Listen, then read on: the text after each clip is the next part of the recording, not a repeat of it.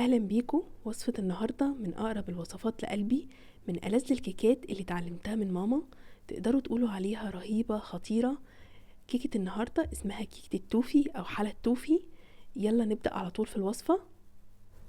في الطاسة هضيف كوباية من اللبن البودر، هقلبه على نار متوسطة لحد ما ياخد اللون الذهبي الجميل ده، وما تسيبوهوش وتعملوا حاجة تانية لانه بيتفحم بسهولة. حطيته في طبق يبرد على جنب.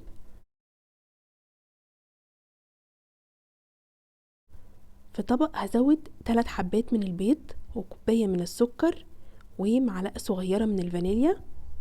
نخفق لمدة ما تقلش عن 5 دقايق لحد ما نوصل للقوام التقيل واللون الفاتح ده.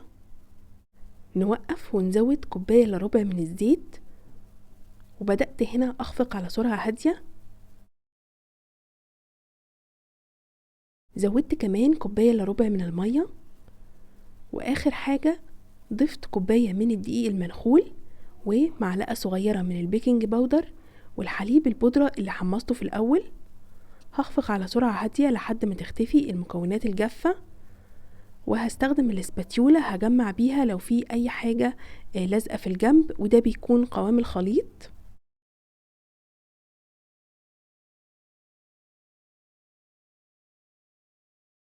استخدمت صينية مقاس 30 جهزتها بمعلقة من الطحينة أو ممكن مسحة زيت ورشة دقيق. زودت الخليط في الصينية، هحركها علشان يكون متوزع بالتساوي. هدخلها فرن سخن درجة حرارته 180 لمدة تلت ساعة. دخلنا الكيكة الفرن. هجهز التوفي في حلة، ضفت كوباية من السكر على نار متوسطة لحد ما يسيح وياخد اللون البني الفاتح. مهم نستخدم حلة أو طاسة فاتحة. أول ما يختفي السكر هضيف معلقة صغيرة من الزبدة وهقلب كويس لحد ما تختفي الزبدة. هضيف كمان كوباية من القشطة. استخدمت القشطة البلدي اللي هي من وش اللبن، أو ممكن تستخدموا قشطة بوك أو قشطة قمر.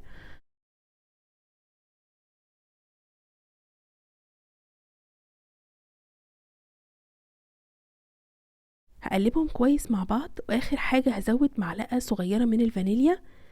الكيكة طلعت من الفرن ومش قادرة اوصف لكم، قلبت ريحة البيت رهيبة، لازم تجربوها. زودت التوفي وقطعتها لمربعات صغيرة، بتبقى عسولة في التقديم.